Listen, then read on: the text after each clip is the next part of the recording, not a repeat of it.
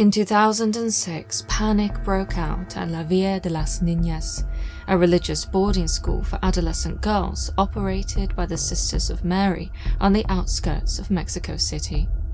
After the school's annual basketball tournament, a 15-year-old student was accused of sorcery. Supposedly, she had made and used a Ouija board, concealing it underneath her bunk during the day so as to commune with the other world at night, and even summon spirits and thus command them to intervene in the material world. It was said that via such dark magic, she had influenced the outcome of the annual sports tournament. When the board was discovered, the Mother Superior immediately expelled the girl. And yet, this did little to resolve the panic, for darkness had already begun to creep into Girlstown, as the school is known in English. Other girls had played with the board and had started to notice odd things in the rooms and corridors of the building. Then, when the young bruja was expelled, she pronounced a curse. All those in my generation who accused me or thought badly about me will fall sick. You will be sick in your legs. You will not be able to walk. And indeed, this is what happened. Over the next several months, 512 adolescents, one lay teacher, and several religious mothers were reported to have fallen ill, afflicted by some manner of strange sickness that, amongst other things, left them unable to walk. Their legs creaking and throbbing, bending, stiffening, weakening involuntarily. Students were pulled from the school by their parents, a government-appointed psychiatrist was sent to investigate, and ultimately exorcisms were performed. After all, the nascent witch's curse was said to have been empowered by blood, her own blood, drawn from the remains of her finger, which was, so several students have claimed, severed in a door when a great and unnatural wind rushed through the building on the day of her denouncement. And so she and her magic was thought to have been emboldened by the devil, making the Girlstown haunting one of the greatest and most horrific instances of mass demonic possession in all history. My name is Laura, and you are watching The Paranormal Scholar.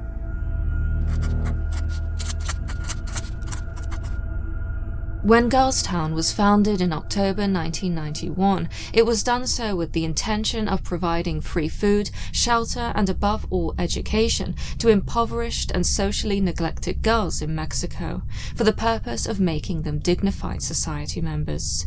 Today, the school accommodates more than 4,000 students aged between 11 and 19, with innumerable online testimonies from alumni sharing how their lives were indeed fundamentally improved by attending the school.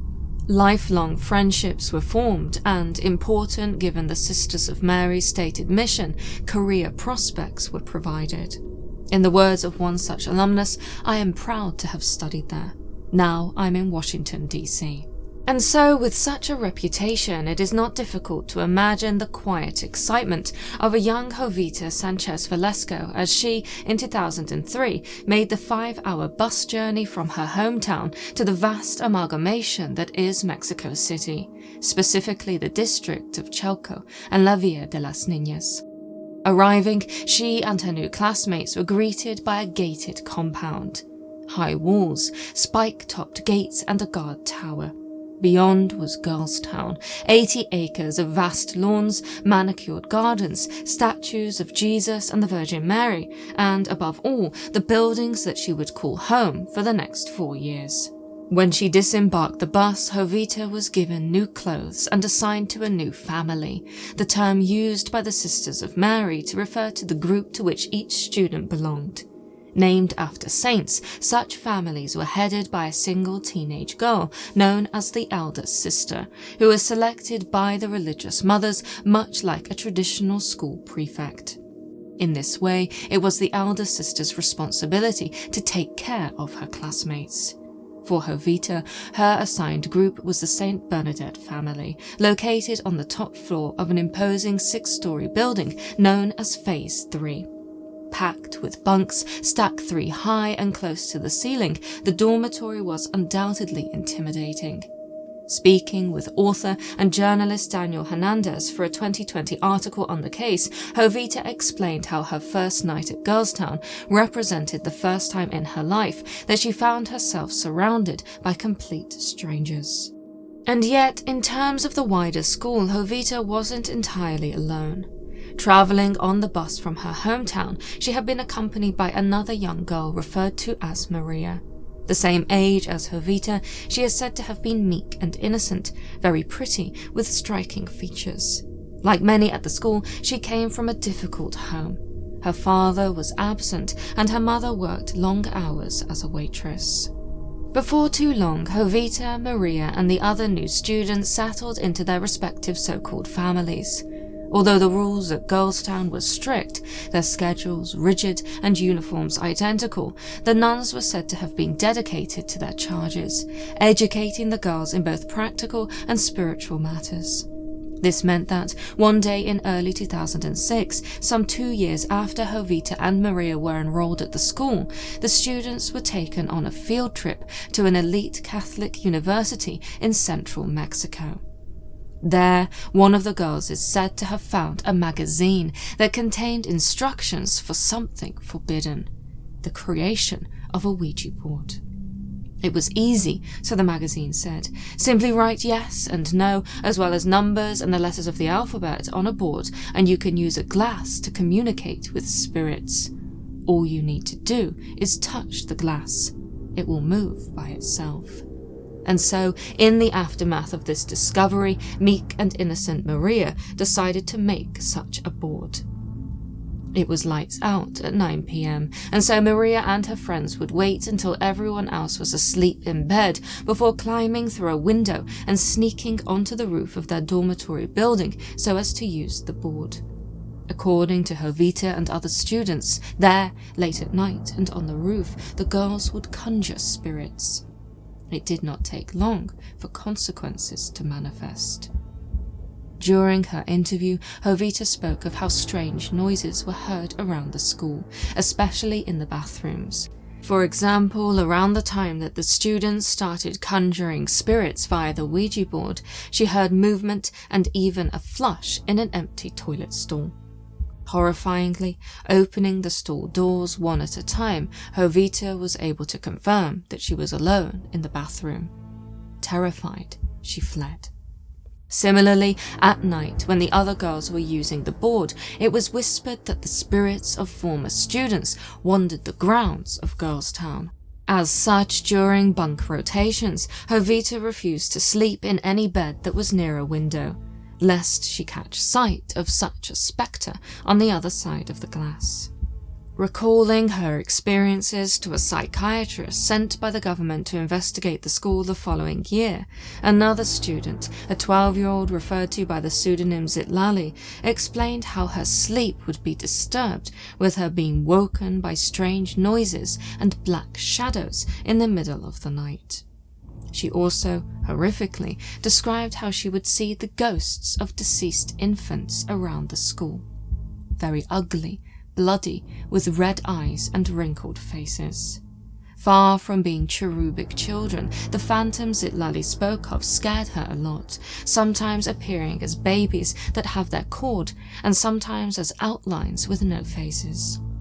On occasion, such unsettling manifestations would transform into prettier images, with the babies appearing like little angels beside the Lord. Regardless, according to Zitlali, playing with the Ouija is like being with the devil. And such was the reason for the sudden explosion of paranormal activity at Girlstown. For certainly, according to many students at the school, Maria was more than capable of summoning spirits, even without the aid of the Ouija board. It was widely reported that the adolescent's mother was known in her hometown to be a devotee of Saint Death, and as such had powers as a witch. Such powers, it was said, had been inherited by her daughter.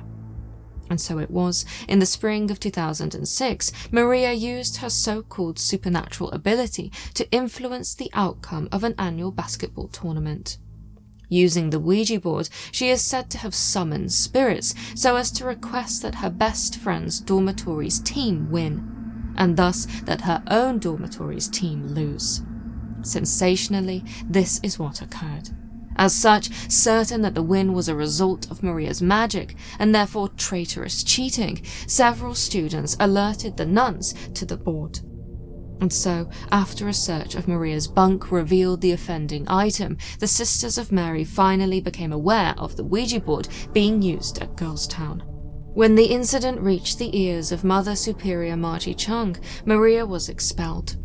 In the House of God, the Mother Superior is reported to have said, "That kind of game cannot be permitted."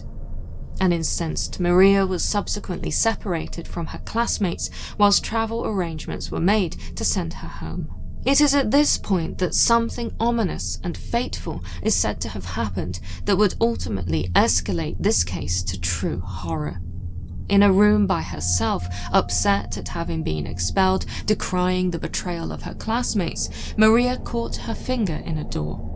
In the midst of her rage, a great and unnatural wind is reported to have rushed into the building, slamming the door shut on her finger, severing a portion of it, spraying blood everywhere.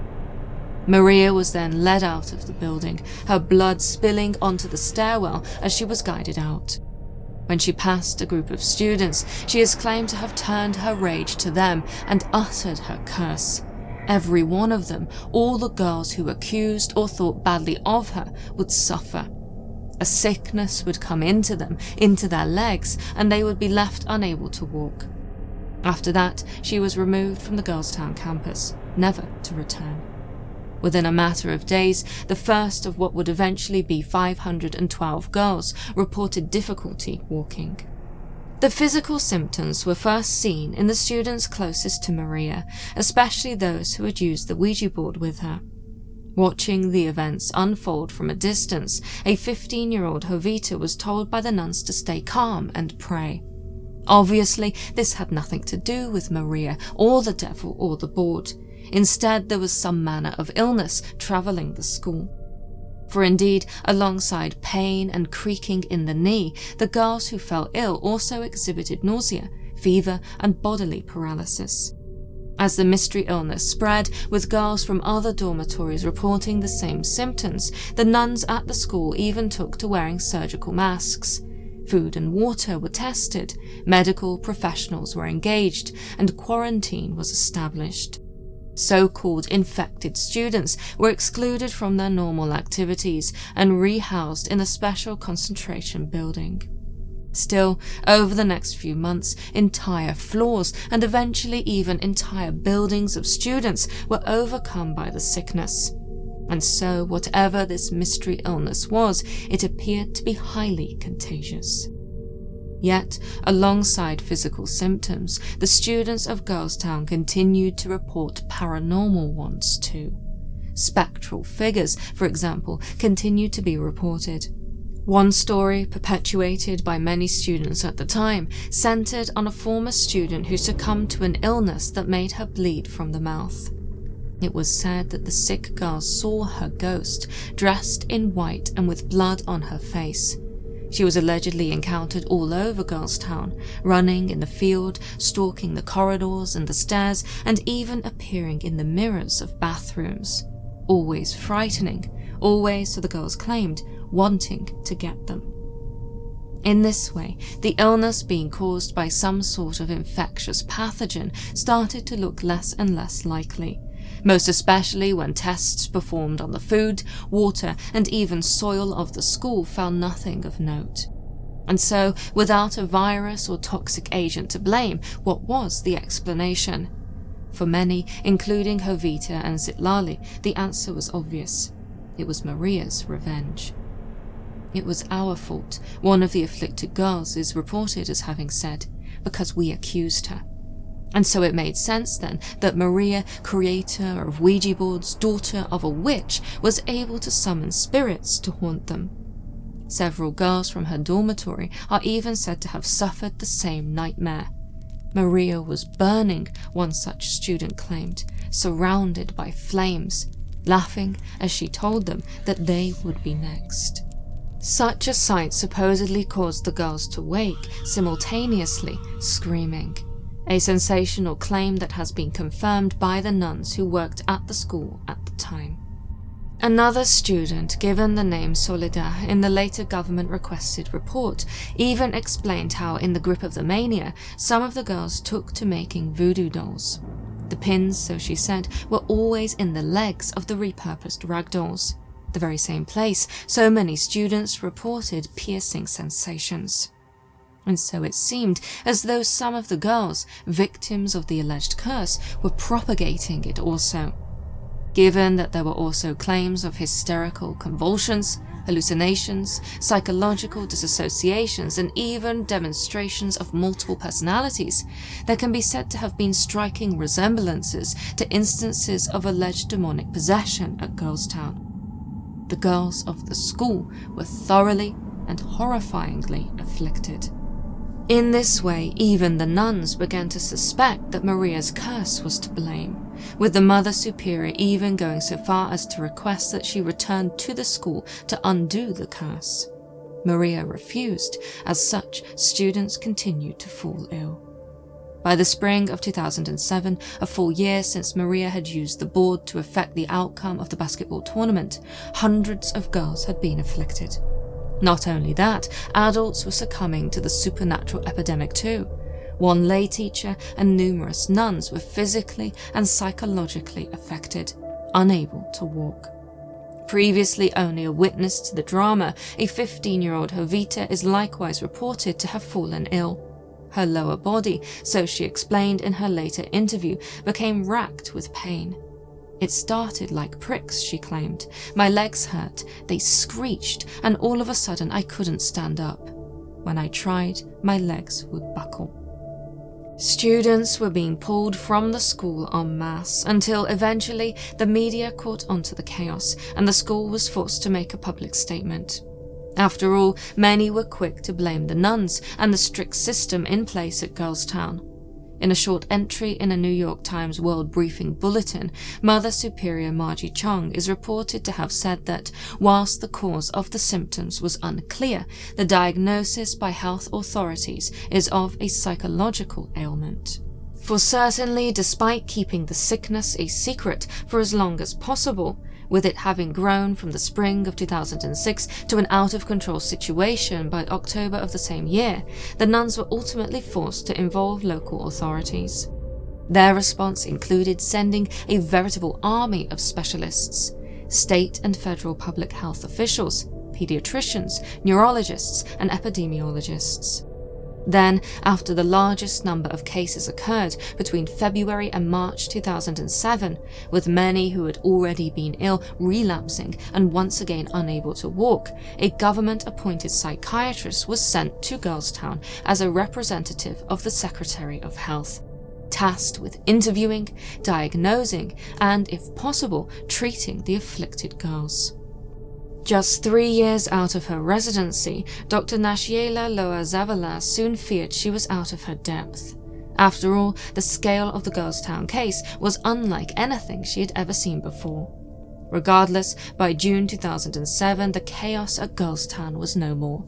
The students recovered and were able to walk and function again. Reviewing Loa-Zavala's report and other publications from the time, it is unclear exactly how the situation was resolved, with all manner of interventions being referenced. Traditional Asian herbal medicines were used, with no result. Prayers were said, with no result. An exorcist was invited to the school, with no result. And even the psychiatrist, through her interviews and discussions with students and alleged breakthroughs with a handful of girls, can hardly be championed as the sole saviour of the school. Instead, resolution appears to have resulted from a combination of factors.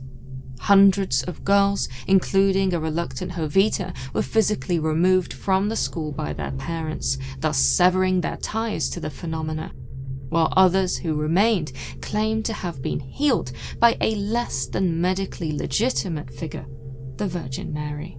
Since it was dark, all I saw was the silhouette, one of the girls recalled, speaking of the night that she and many other sick students were gathered on one floor together. Ill in bed, she claimed to have watched a veiled nun approach in silence. When the figure got closer, she realized that it wasn't a nun. It wasn't anything like that, she said. It was white. This white figure supposedly proceeded to massage her legs, still in silence, before moving to the next girl. The following morning, all in the room decided that they had been visited by the Virgin Mary. Similarly, as early as May 2006, the first girl to have fallen ill, referred to by the pseudonym Guadalupe in the psychiatrist's report, claimed to have had a vision of the Virgin Mary. When I got sick, she later recalled, I had a dream. I dreamed about many red roses, and in the middle of them all, a white rose radiating a lot of light. I also dreamed about the Virgin, who told me not to be afraid of her. Indeed, according to Guadalupe, it was only by praying to the Virgin, composing her a prayer, and giving her a bouquet of flowers that she was able to recover. Before that, she had been unable to walk and felt weak, as though her feet were stuck.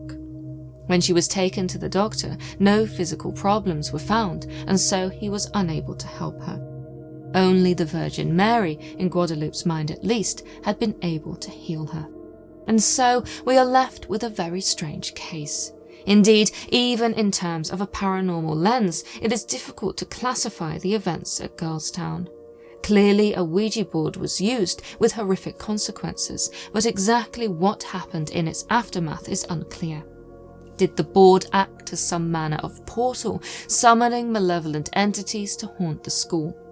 Did the girls' engagement with the paranormal merely bring into focus or even empower spirits already connected to the location?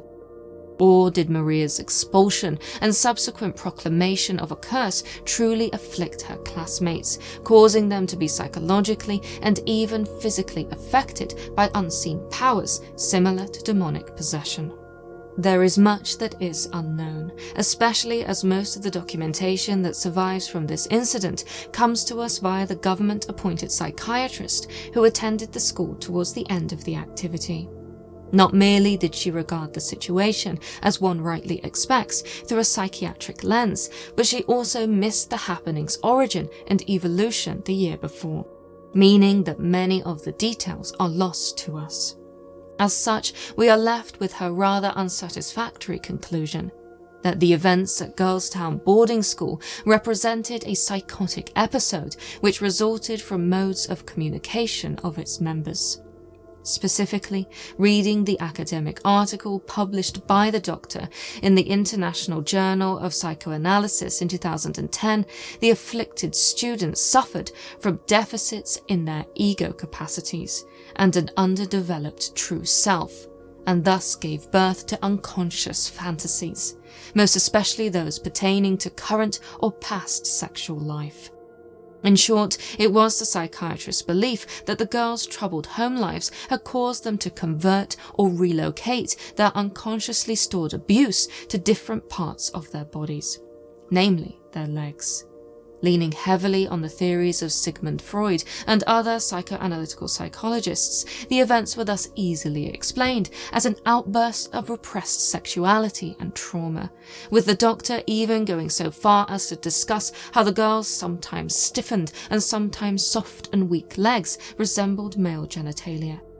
That the girls spoke of ghosts, so the doctor wrote, was merely a way for them to process the environment of the boarding school as being akin to a cold womb, in which the Mother Superior and Maria played the roles of two millenary symbols that have existed since the dawn of humankind: God and the devil.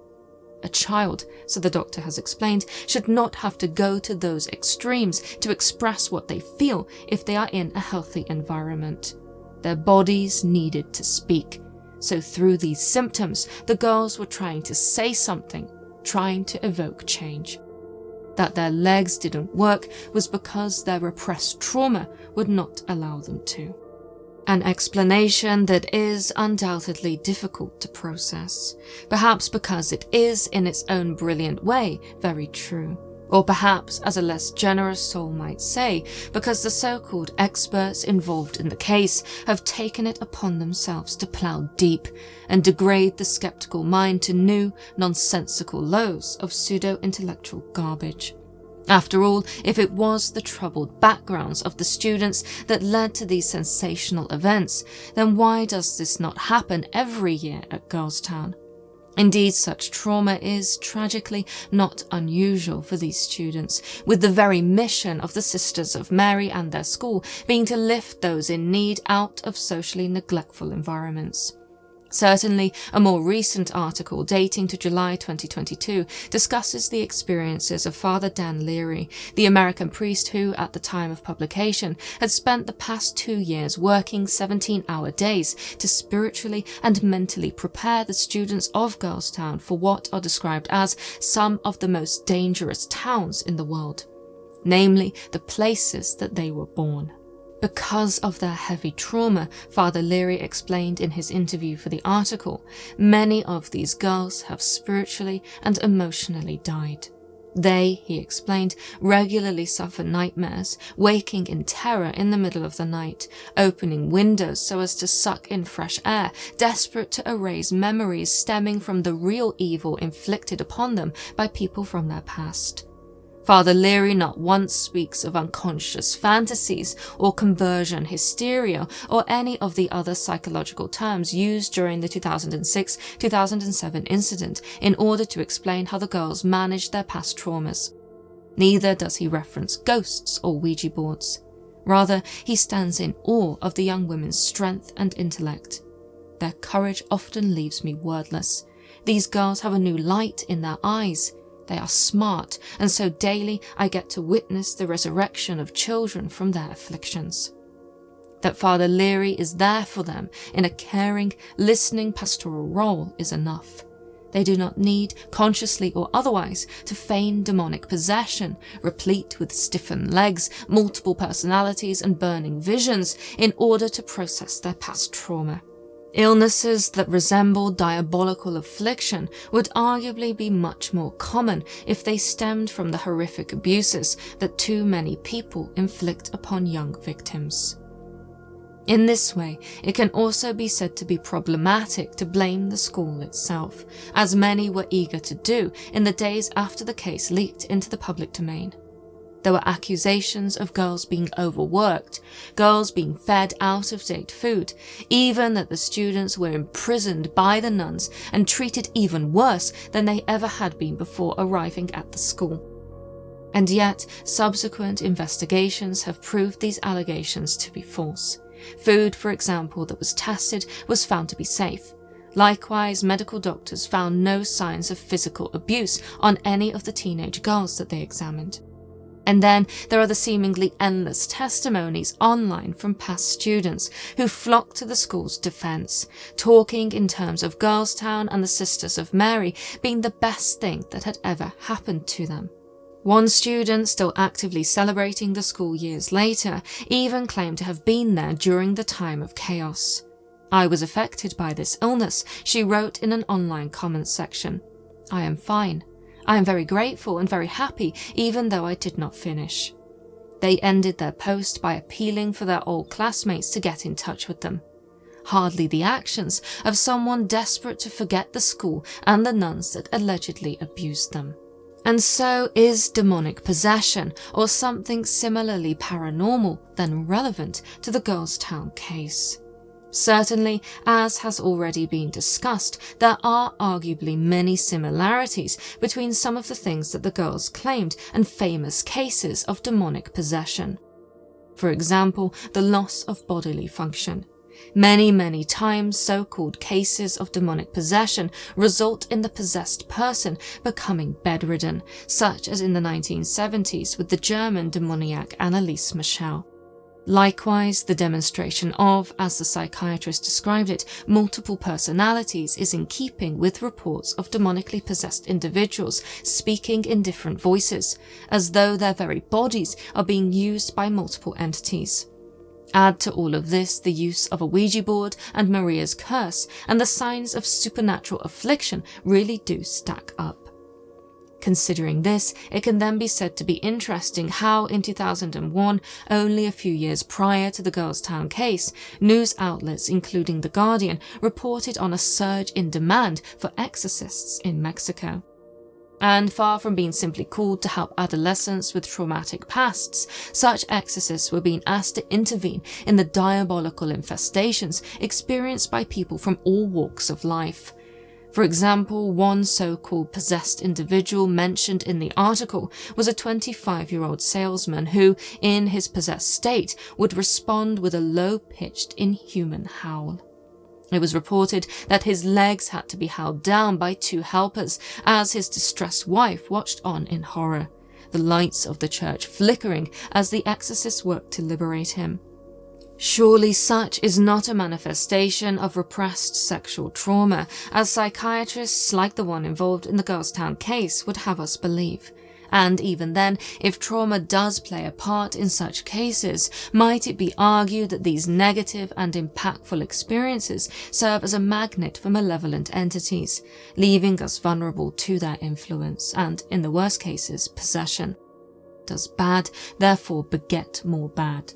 Or, disregarding a transactional traditional action equals reaction formula, might some other, more powerful, more complex, more chaotic reality be unfolding?